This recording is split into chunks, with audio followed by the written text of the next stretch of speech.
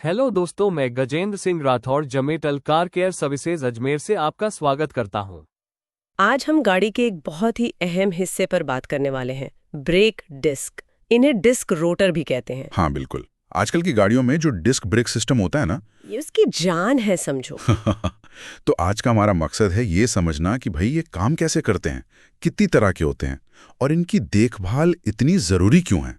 सही बात है, क्योंकि ये सीधे सीधे हमारी गाड़ी चलाने वाले की सुरक्षा से जुड़ा मामला है। सही बात है। तो होता क्या है कि ये पहिए के साथ घूमते हैं। हाँ। और फिर ब्रेक पैड के साथ मिलकर गाड़ी को धीमा करते हैं या रोक देते हैं। पर ये असल में होता कैसे अंदर? देखो, जब हम ब्रेक पेडल दबाते हैं ना, हाँ, तो एक हाइड्रोलिक सिस्टम होता है, मतलब तरल पदार्थ का दबाव बनता है। वो दबाव ब्रेक कैलिपर तक जाता है। कैलिपर वो क्या चीज है? कैलिपर समझो एक तरह का शिकंजा या क्लैंप है।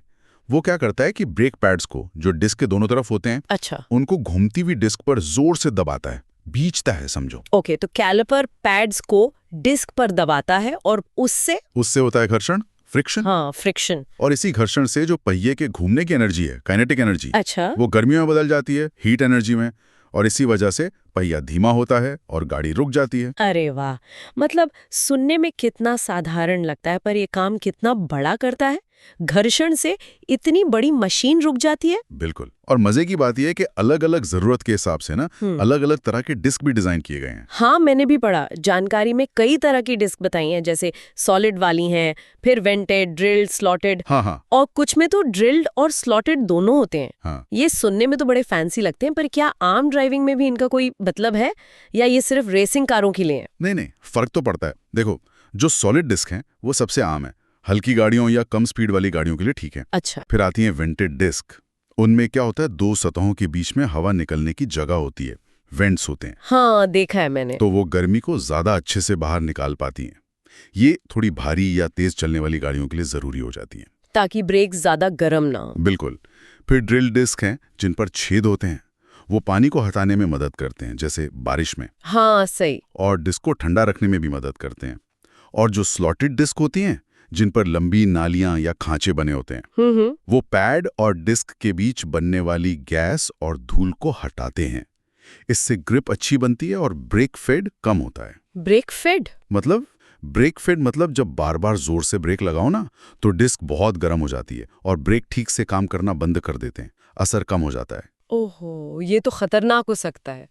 तो स्लॉटेड डिस्क इसे कम करती हैं। हाँ, इसीलिए जो हाई परफॉर्मेंस गाड़ियां होती हैं उनमें अक्सर ड्रिल्ड और स्लॉटेड का कॉम्बिनेशन इस्तेमाल होता है। समझ गई। तो ये डिजाइन सिर्फ दिखाने के लिए नहीं है, हर एक का अपना काम है। पर अब सवाल ये है कि हमें पता कैसे चलेगा कि हमारी गाड़ी की डिस्क अब बदलने का टाइम आ गया है? कोई खास लक्षण होते हैं? हाँ बिल्कुल होते हैं। सबसे आम है कि जब आप ब्रेक लगाएं तो स्टीयरिंग व्हील में या पैडल में कंपन महसूस हो, वाइब्रेशन। अच्छा, जैसे गाड़ी कांप रही हो ब्रेक लगाने पर? हाँ, उसका मतलब हो सकता है कि डिस्क टेढ़ी हो गई है, वॉर्प हो गई है। इसके अलावा तेज आवाज आना, जैसे ची ची की या कुछ घिसने की आवाज। या फिर डिस्क पर नजर डालें तो गहरी खरोंचे दिखें या दरारें दिख जाएं। ओके। और ये भी कि गाड़ी को रोकने में पहले से ज्यादा दूरी लग रही हो, या ब्रेक पैडल दबाने पर बहुत नरम लगे, स्पंजी सा। ये सारे खतरे के संकेत हैं बिल्कुल।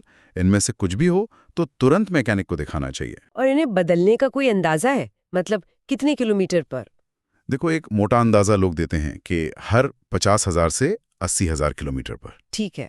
पर यह बहुत ज्यादा निर्भर करता है कि आप गाड़ी कैसे चलाते हैं, कहाँ चलाते हैं, शहर के ट्रैफिक में ज्यादा या हाईवे पर, गाड़ी का वजन कितना है। हाँ, ये तो है, सबकी ड्राइविंग अलग होती है। सही बात। तो किलोमीटर से ज्यादा जरूरी है डिस्क की हालत देखना, खासकर उसकी मोटाई। हर डिस्क की एक मिनिमम सेफ मोटाई तय होती है। अच्छा, वो लिखी होती है कहीं? हाँ, अक्सर डिस्क पर ही लिखी होती है या वर्कशॉप मैनुअल में होती है।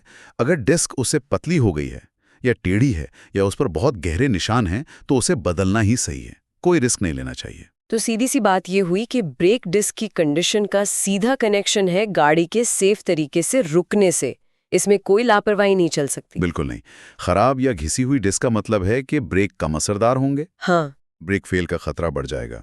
डिस्क जरूरत से ज्यादा गर्म हो सकती हैं, जिससे आसपास के दूसरे पार्ट्स को भी नुकसान हो सकता है। और सबसे खराब स्थिति में ब्रेक फेल भी हो सकते हैं।